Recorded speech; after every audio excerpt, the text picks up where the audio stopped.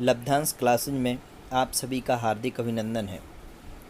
मैं राजेश शास्त्री इष्टोपदेश स्वाध्याय की श्रृंखला में आप सभी का हार्दिक अभिनंदन और स्वागत करता हूं। आज हम सभी इष्टोपदेश ग्रंथ के 41वें और 42वें श्लोक का अध्ययन करेंगे। यदि आपको मेरी वीडियो पसंद आए तो आप सभी लाइक, सब्सक्राइब और शेयर ज़रूर करें। अपने अपने दोनों हाथों को जोड़ लेंगे और अनंतानंद सिद्ध परमेष्ठी भगवान का स्मरण करेंगे।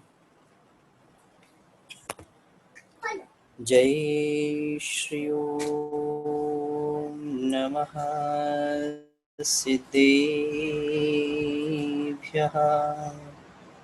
जय श्री ओम नमः सिद्धेभ्यः। जय श्री ओम नमः सिद्धेभ्यः। णमो अरिहन्ताणं णमो सिद्धाणं णमो आयरियाणं णमो वज्रायाणं णमो लोईशवसारूढम् यस्य स्वयं स्वभावाप्तिरभावे कृष्णकर्मणः तस्मै संज्ञानरूपाय नमोस्तु परमात्मने। बोलिए अनंतानंद सिद्ध परमेष्ठी भगवान की जय। द्वादशांग जिनवाणी माता की जय। आदिम तीर्थंकर श्री खजाराठ आदिनाथ भगवान की जय। परम पूज्य आचार्य श्री 108 सुधा साहजी महाराज की जय।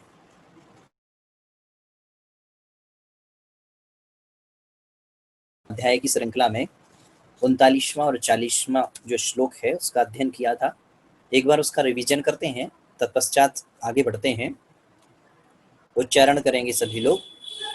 निशामयति निशेष मिन्द्रजालोपमं जगत् स्पृहत्यात्मलाभाय गत्वान्यत्रानुतप्यते। क्या लिखा आचार्य पूजपा स्वामी जी ने कि जब आत्म अनुभूति में जीव जाने की सोचता है, विचार करता है, जाने लगता है, तब उसे कैसा महसूस होता है, कैसा लगता है। निःशेषम जगत, संपूर्ण जगत, कुछ भी शेष नहीं है ऐसा, निःशेष अशेष है जो, ऐसा संपूर्ण जगत इंद्रजालोपमं निशामयति, इंद्रजाल की तरह दिखाई देने लगता है, इंद्रजाल की तरह स्पष्ट प्रतीत होने लगता है। जैसे एक बंगाल का जादूगर होता है, सभी लोगों ने जादू देखा होगा, और वह बंगाल का जादूगर जितने समय तक अपने जादू को दिखाता है उतने समय तक तमाम तामझाम वो फैला लेता है। कहीं किसी चीज़ से रुपए पैसे बना देगा, कभी किसी चीज़ से पशु पक्षी बना देगा, कभी किसी चीज़ को फूल बना देगा, इत्यादि प्रकार से। लेकिन जैसे ही इसका वह आधे घंटे का एक खेल समाप्त होता है, खेल के बाद वह ज्यों का त्यों वास्तविक संसार में स्पष्ट दिखाई देता है। वैसा ही है संसार, निस्सार है, उसी इंद्रजाल की तरह है। इसलिए उस इंद्रजाल की तरह उसे मानता हुआ वह आत्मलाभाय स्पृहयति, उस आत्मा के स्वरूप को पाने के लिए, आत्म स्वरूप की प्राप्ति के लिए, अपनी आत्मा के लाभ के लिए स्पृहयति, इच्छा करता है, तीव्र इच्छा करता है। अंतरंग से उसे जिजीविषा होती है कि हमें केवल आत्मानुभूति ही करनी है। और यदि कभी वह है क्या अन्यत्र गत्वा, यदि कहीं अन्यत्र आत्मा से जो भिन्न पदार्थ हैं, सांसारिक पदार्थों में जाता भी है, तो वहां गत्वा जाकर के अनुतप्यते, अपने आप को संतप्त और व्याकुल मानता है कि मैं कहाँ आकर के फंस गया और कहाँ यहाँ हमें आना ही नहीं था। जैसे कई बार हम लोगों को नहीं कहीं जाने का मन नहीं हो, लेकिन फिर भी फोर्स करके जाना पड़े, तब वहाँ कैसा मन रहता है जहाँ हमें फोर्स करके जाना पड़े, मन नहीं है लेके जाने का, तो कैसा मन भीना भीना सा, ऐसे ही मन अजीब सा लगता है कि मन नहीं लग रहा, कब यहाँ से चले जाएं। वैसे ही आत्मज्ञान की प्राप्ति करने वाले को यह सारा संसार ऐसा ही रूखा सूखा सा लग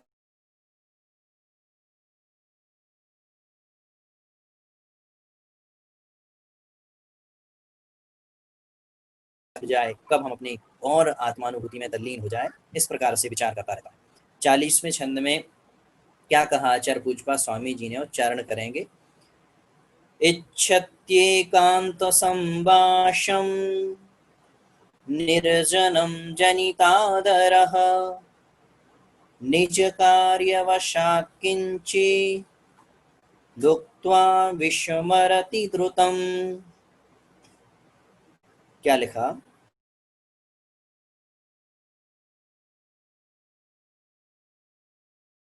होता है क्या उसे अच्छा लगता है? जो ध्यान करने वाला है और अपने ध्यान में तल्लीन रहने वाला है, आत्मानुभूति करने वाला है, उसे क्या अच्छा लगता है? तो कह रहे हैं इच्छति एकांत संभाषम निर्जनम जनितादरा। निर्जनम जनितादरा, जिसको निर्जन स्थान सबसे अच्छा प्रतीत होने लगा, ऐसा पुरुष निर्जनम जनितादरा, जनितादरा यहाँ पर कर्ता के रूप में है। निर्जनम से तो निर्जन स्थान निकलेगा, और जनितादरा मतलब जिसको वह अच्छा लगने लगा है, ऐसा वह पुरुष क्या चाहता है? एकांत संवासम इच्छति।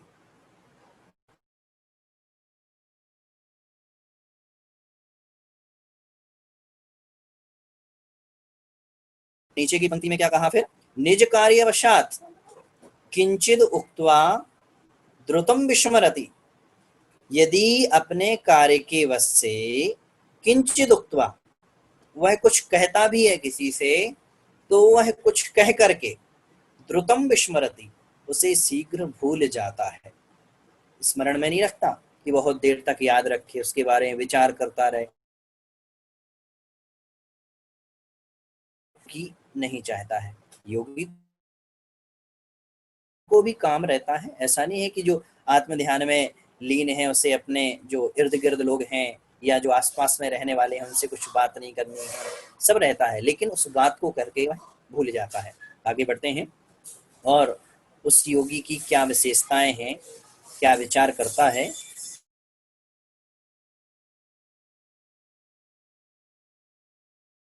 आज अपन 41वें और 42वें छंद में उसको ब्रुवन नपी,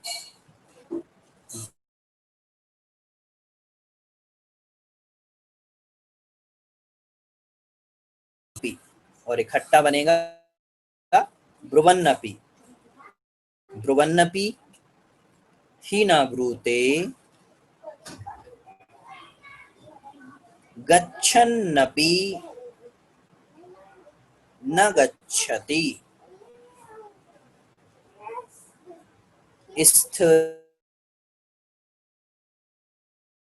स्थिरतात्म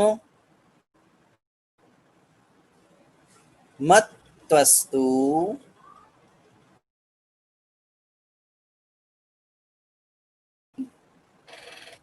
पश्यन्नपि न पश्यति। ब्रुवन्नपि ही न ब्रूते गच्छन्नपि न गच्छति। स्थिरी कृतात्म मत्वस्तु पश्यन्नपि न पश्यन्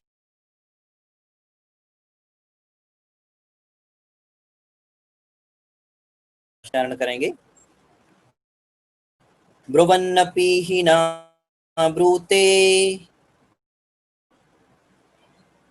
गच्छन्नपि न गच्छति। तात्ममत्वस्तु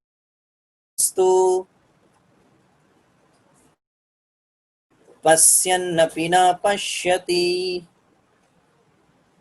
पुनः उच्चारण करेंगे एक बार। ब्रुवन्नपि हि न ब्रूते, गच्छन्नपि न गच्छति, स्थिरीकृतात्ममत्वस्तु पश्यन्नपि न पश्यति।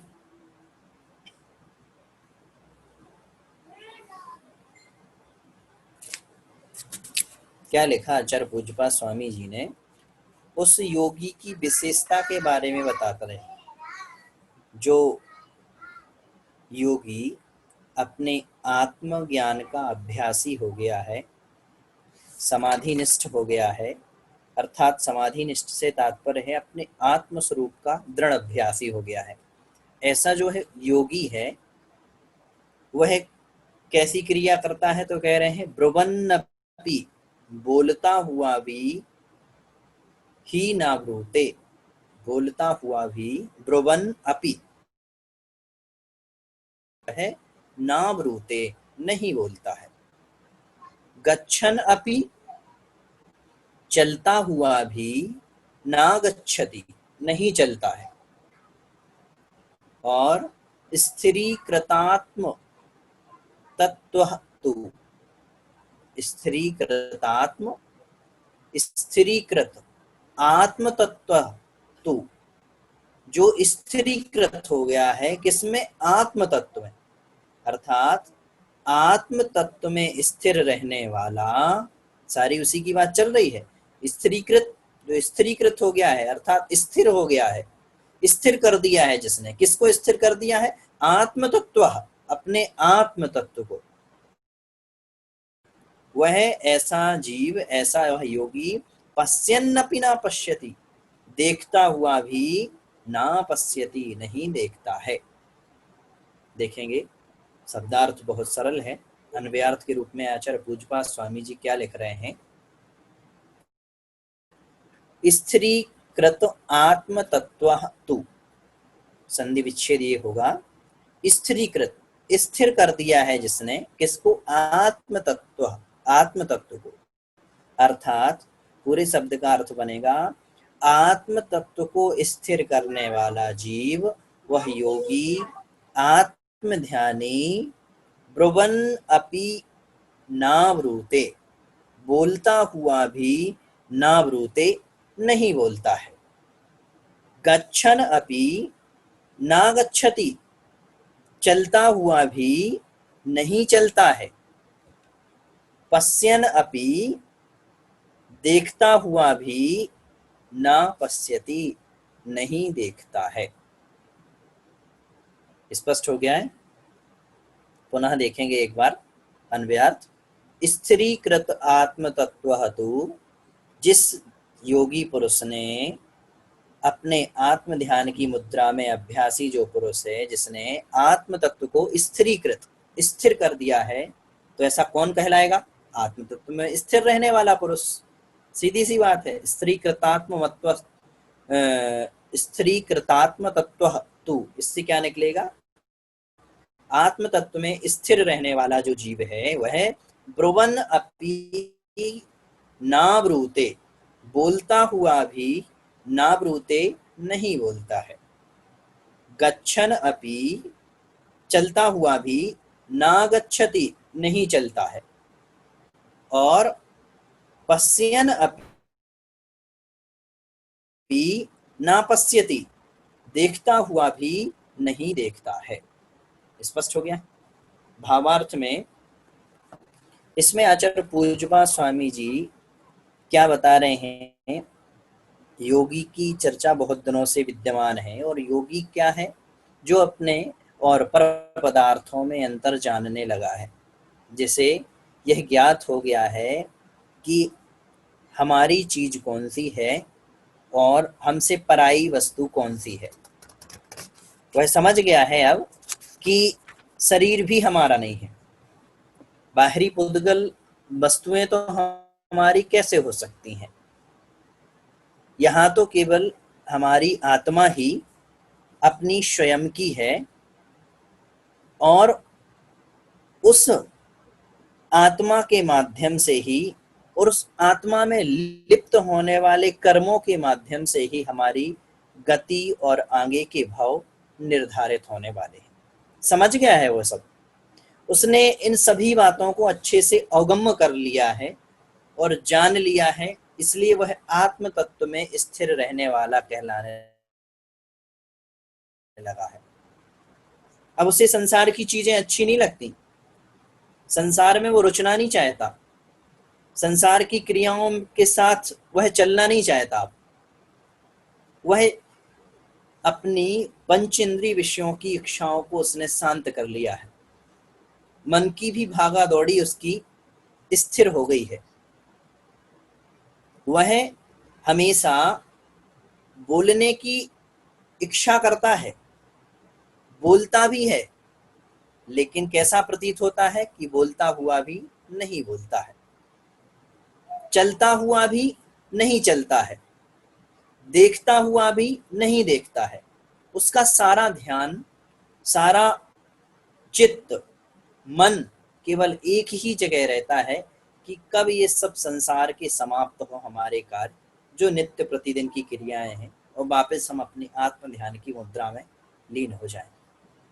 हमने देखा होगा कि जब साधु श्रमण चातुर्मास करते हैं और चातुर्मास में जब उपवास आदि करते हैं व्रतों के समय, या कोई विशेष व्रत ले लेते हैं कि हमें 16 कारण के करने हैं, या फिर उसके ब्रह्मोकार मंत्र के करने हैं, या फिर ताम्र के, या किसी विशेष उपवास के माध्यम से, तब वह इन व्रतों को धारण करते हुए अपनी सामायिक का समय ज़्यादा बढ़ा लेते हैं, अपने ध्यान का समय अलग अलग टाइम और फिक्स कर लेते हैं, लोगों से मिलना जुलना बंद कर देते हैं, केवल अपने एकांत में जाकर के, एकांत स्थान पर बैठ कर के केवल अपनी आत्मा के बारे में चिंतन करते हैं। उन शब्द पदबंध वाक्य, इन सब के बारे में चिंतन करते हैं और ध्यान लगाते हैं। वही यहाँ पर उस योगी की विशेषता बतला रहे हैं कि जो ज्ञानी पुरुष की यदि हमें दृष्टांत को समझना है तो एक संसारिक दृष्टांत को समझते हैं कि जैसे मान लो एक अमीर व्यक्ति है, वो बीमार पड़ गया, अमीर व्यक्ति है, पैसा उसके पास बहुत है, अकल्पनीय है धन उसके पास, उस अकल्पनीय धन में उसकी कितनी सेवा शुश्रूषा होती है, 4 नौकर चाकर आसपास आजू बाजू लगे हुए हैं, हमेशा सेवा कर रहे हैं उसकी। बीमार हो गया है, वो बिस्तर पर है, उसके बाद डॉक्टर्स, नर्स, सब अरेंजमेंट उसके घर पे ही हो जाता है। उसके बाद उसके मित्र भी उससे बार बार आकर के पूछते हैं, उसके जितने भी और क्लाइंट्स हैं, जितने भी उसके अंडर में काम करने वाले हैं, वो भी सब उसके इर्द गिर्द रहते हैं, उसकी चिंता करते हैं, उसको सांत्वना दिलासा दिलाते हैं। और पति पत्नी है उसकी, बच्चे हैं, और घर में जो भी माता पिता हैं, सब उसकी सेवा में तो लगे ही रहते हैं, सतत रहते हैं। लेकिन क्या जो रोगी व्यक्ति होता है, वह क्या कभी यह चाहता है कि मैं बिस्तर पे ही रहूं, बिस्तर से ना उठूं? उसकी मन में इच्छा क्या होती है कि मुझे भली कोई कितना ही सेवा करने वाला हो, कितना ही हमें बिस्तर पर खाने व देने वाला हो, सब कुछ यही अवेलेबल कराने वाला हो, सब हमारी चिंता कर रहे हैं, लेकिन फिर भी उस रोगी अमीर व्यक्ति की क्या इच्छा होती है कि मैं कब इस बिस्तर से उठ करके अपने पग के माध्यम से, अपने पैर के माध्यम से आगे बढ़ पाऊंगा, कब मैं वापस अपनी उसी अवस्था में अपने ऑफिस जा पाऊंगा, अपने बिजनेस को देख पाऊंगा, अपने व्यापार में लिप्त हो पाऊंगा। उसकी भी इच्छा उस बिस्तर पर रहने की नहीं होती है। भले ही उस बिस्तर पर उसे सारी सेवाएं, सारी उसकी मनोकामनाएं पूर्ण हो जाए, लेकिन फिर भी वह बिस्तर पर नहीं रहना चाहता है। ऐसी ही योगी व्यक्ति होता है, ऐसा ही वह दृढ़ अभ्यासी व्यक्ति होता है, जो संसार की क्रियाओं को करने में लिप्त तो होता है, लेकिन संसार की क्रियाएं उसे अरुचिकर लगती हैं। इसीलिए यहाँ पर सारी चीजें बताई हैं कि बोल रहा है, बोलता हुआ भी नहीं बोलता है, चलता हुआ भी नहीं चलता है, देखता हुआ भी नहीं देखता है, इत्यादि प्रकार से यहाँ पर आचार्य पूज्यपाद स्वामी जी ने उस योगी पुरुष की स्थिति दशा को यहाँ पर बताया है। और क्या और दशा है, उस किस प्रकार से चिंतन करता है यह योगी। उच्चारण करते हैं अगले श्लोक का। किमिदम कीदृशम कस्य कस्मात्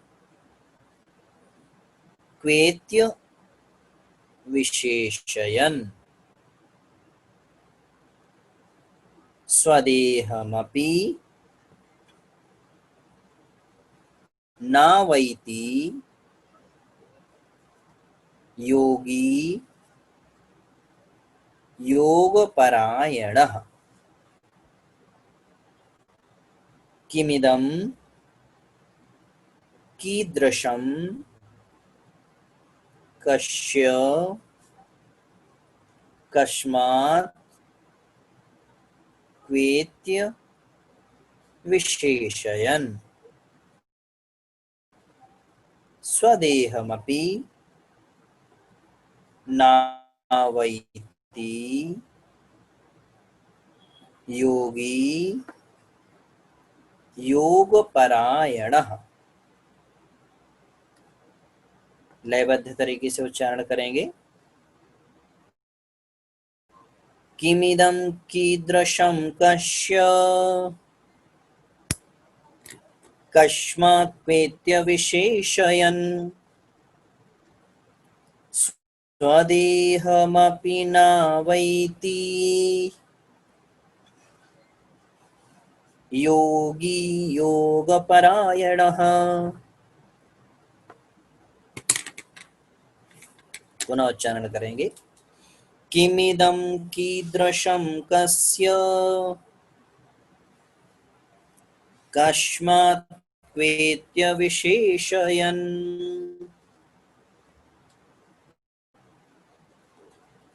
स्वदेहमपि नावैति योगी योगपरायणः।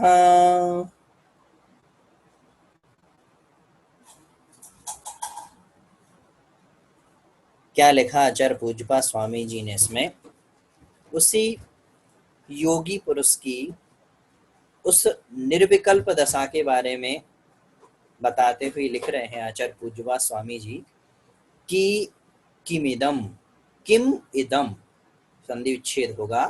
किम इदम, इदम यह, किम क्या है, इदम यह क्या है। संस्कृत के नपुंसकलिंग शब्द बनता है इदम, इदम से तात्पर्य है यह, और किम अर्थात क्या है, यह क्या है। कीदृशम कैसा है, कस्य किसका है, कस्मात् किस कारण से है, क्वा क्वा इति अविशेषयन्, संधि विच्छेद निकलेगा। कस्मात् क्वा इति अविशेषयन्, कस्मात् किस कारण से है, क्वा कहाँ है, इति इस तरह अविशेष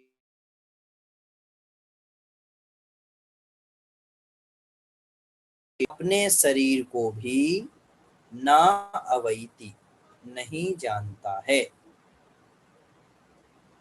और क्या करता है, योगी योग परायणा, वह तो योगी योग परायणा अपने योग में ही परायण लगा हुआ है। योग मतलब आत्म ध्यान की मुद्रा में, उसी में डूबा हुआ है वह। क्या बनेगा अन्वयार्थ, योगी योग परायणः, योगी तो अपने योग में पारायण है, लगा हुआ है, आत्म ध्यान में लगा हुआ है। और ऐसा आत्म ध्यान में लगा हुआ योगी क्या करता है, किम इदम यह क्या है, कीदृशम कैसा है, कस्य किसका है, कस्मात् किस कारण से है, क्वा कहाँ है, इति अविशेषयन्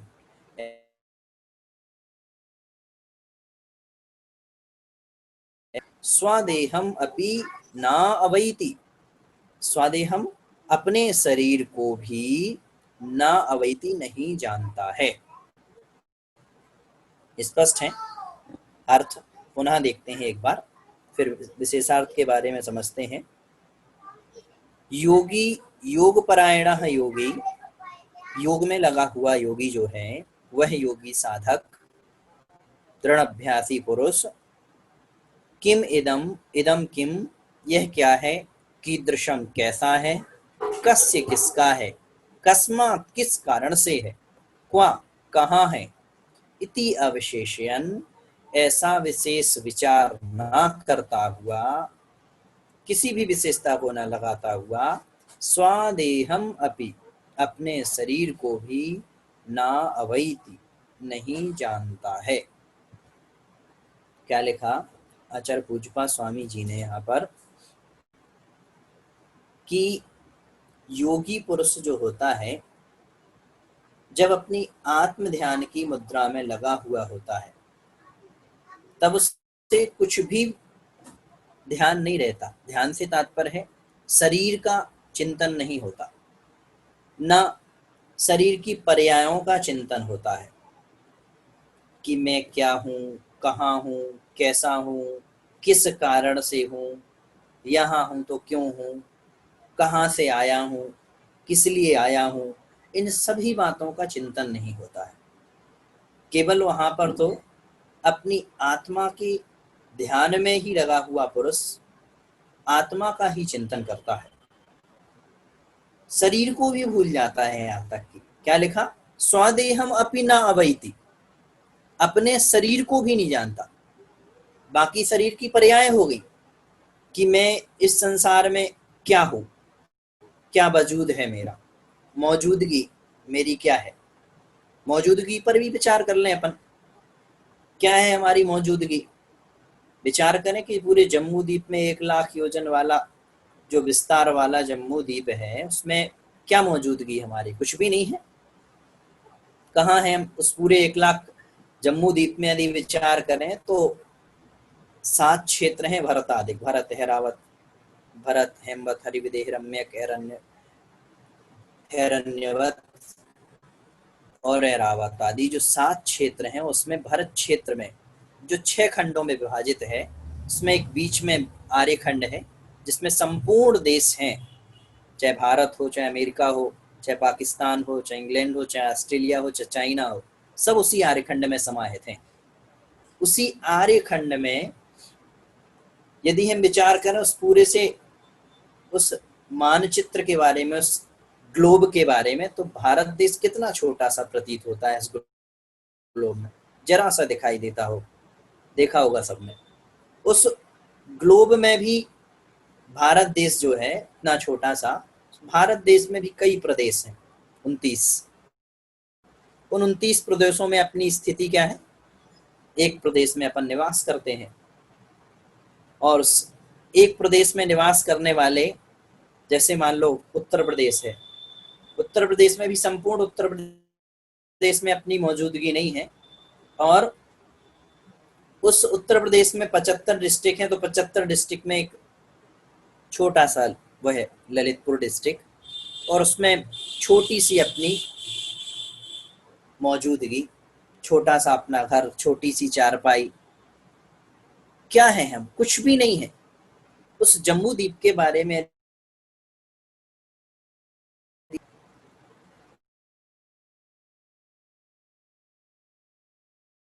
अपने मान को और अपनी सारी चीजों की दिखावटीपन को लगे ही रहते हैं, उन सारी चीजों, और उन सारी चीजों में लगे रहते हैं तो बस उसी से तो कर्म बंध होता है और वही कर्म बंध हमें संसार में डुबोने वाला है, संसार में आगे बढ़ाने वाला है। कैसा है, किसका है, यह जो सब कुछ पर्याय हमारी प्राप्त हुई है हमें, कैसे प्राप्त हुई है, किस कारण से प्राप्त हुई है, कहाँ से आए हैं हम, कहाँ हमें जाना है। आचार्यों ने लिखा है कि कोहम अस्मि, कुतः आयाता, को मे ताता, को मे भ्राता इत्यादि बातों का जीवन में हमें समय समय पर चिंतन करते रहना चाहिए।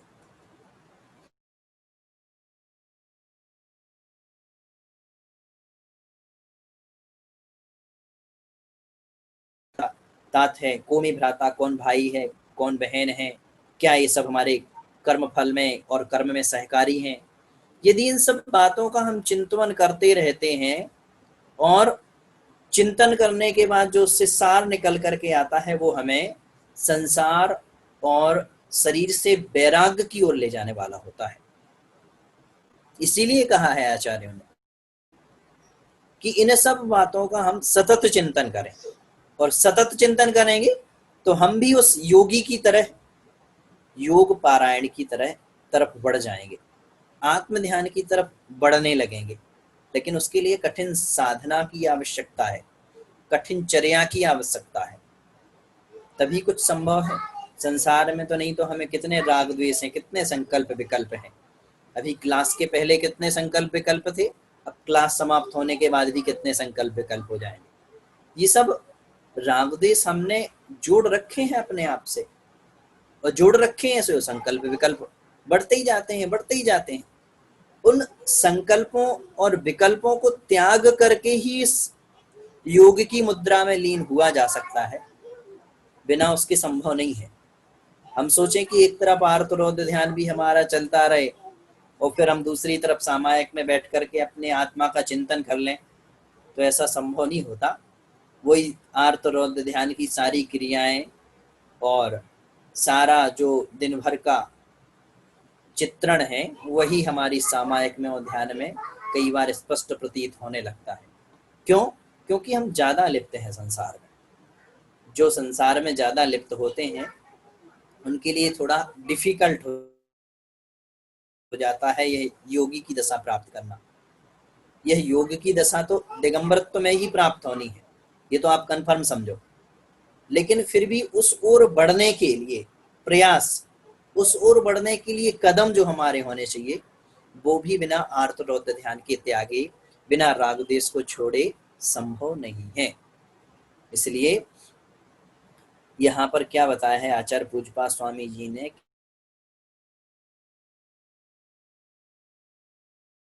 व्याप्त होने वाली उस शरीर से जुड़ने वाली पर्यायें और उस शरीर से जुड़ने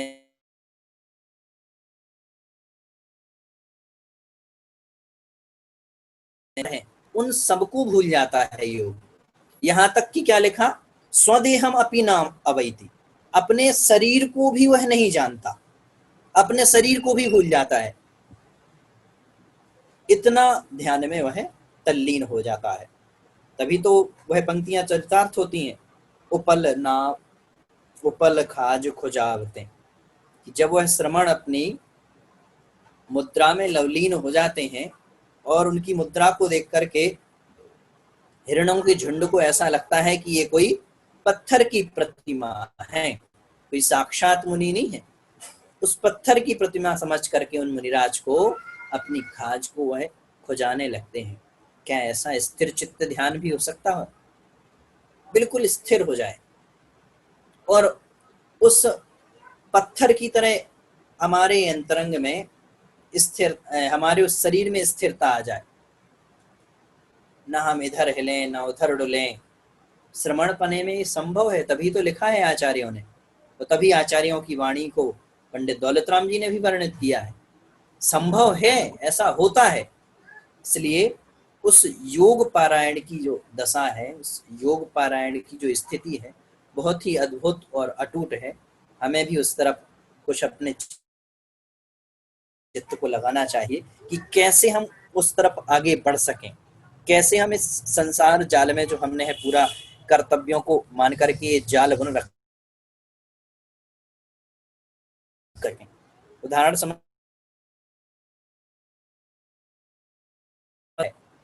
अब बीपी का रोगी है, शुगर का रोगी है, दवाई खा रहा है, प्रतिदिन खा रहा है, लेकिन फिर भी क्या विचार करता है मन में कि भगवान कुछ ऐसा हो, कुछ ऐसा संभव हो कि ये सारी दवाइयाँ छूट जाए, मुझे ना बीपी की खाने पड़े, ना शुगर की खानी पड़े, ना।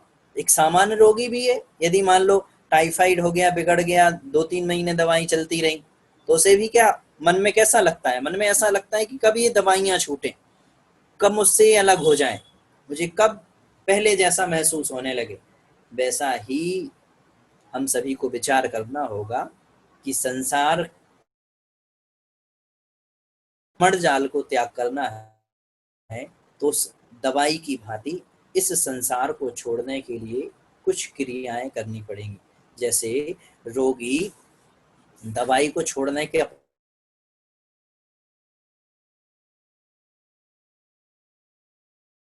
चीज खानी पड़ेगी, इस चीज का सेवन करना पड़ेगा, ये इन चीजों का त्याग करना पड़ेगा, तुरंत उद्यत हो जाता है।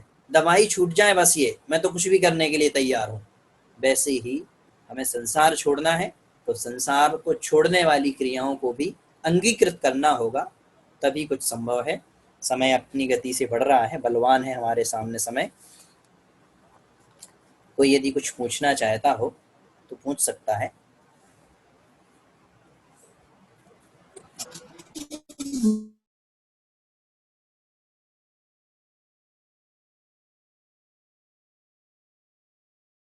हाँ जय जिनेन्द्र बताएं। भैया जी 41 नंबर में जो दूसरी लाइन है उसमें हाँ हाँ तो माँ साइलेंट हो जाएगा इसमें, ता सॉरी ता स्थिरीकृत हाँ आत्म तत्व तू, ऐसा निकलेगा। स्थिरीकृत स्थिरीकृत आत्म तत्व साहेज हो जाएगा और हाँ तू ऐसा पढ़ा जाएगा।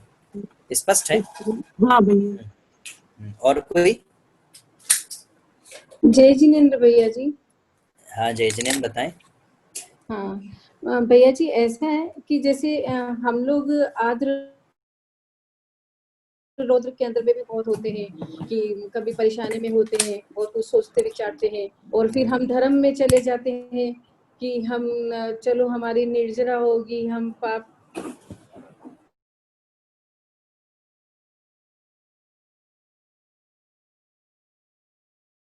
करें, फिर हम धर्म ध्यान करते हैं, तो क्या फिर उसका फल क्या होता है? क्या ये कैसा? आर्त रौद्र ध्यान अपन छोड़ देते हैं और हाँ पुनः छोड़ते हाँ कहाँ हाँ से? उसी से तो वशीभूत होके धर्म ध्यान में आदमी जाता है कि उसी चिंता के अंदर में रहता है कि सब ऐसे ही है, फिर वो सोचने लगता है कि सब कुछ ऐसा ही है, सब बेकार है, कुछ भी नहीं है इस संसार में। और ऐसे मतलब जैसे कि एक आत्मचिंतन करता है, वो तो खाली अपने आत्मचिंतन के लिए ही करता है, और कोई होता है कि जो अपनी तकलीफों से होने के बाद ही ये करता है, तो उसमें फिर क्या ये उसका फल मिलता है? जो धर्म ध्यान अपन करेंगे तो धर्म ध्यान का फल तो मिलेगा ही मिलेगा, चाहे वो किसी रूप में हाँ भी करे, लेकिन उसके फल में अंतर हाँ हो जाता जी है। फल में अंतर हो जाता है। जैसे बाजार में बिकने वाली कोई वस्तु 20 रुपए में भी मिल जाती है, कोई 40 रुपए में मिलती है, वही वस्तु वही है। जैसे अपन फल देखने जाते हैं तो फल की दुकान पे गए तो सेब वाला कहता है कि देखो ये 40 रुपए वाले हैं, ये 80 वाले हैं और ये 120 वाले हैं। अपन पूछते हैं कि अंतर क्या है, तो बोला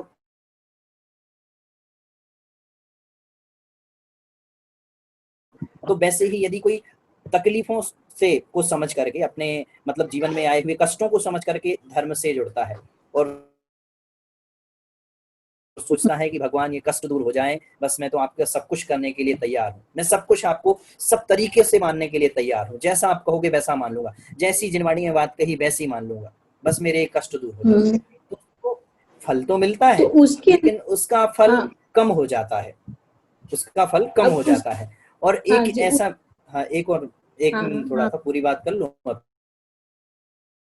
नहीं। हाँ जी हाँ जी एक ऐसा व्यक्ति है जो प्रतिदिन 60 आवश्यकों का पालन करता है और 60 आवश्यकों का पालन करते हुए पूजा करता है, लेकिन संसार से मतलब भगवान से कभी कोई इच्छा नहीं करता, तो उसको फल ज्यादा मिलता है। ये है। अब आप बताएं जल्दी, नहीं तो समय समाप्त हो जाएगा।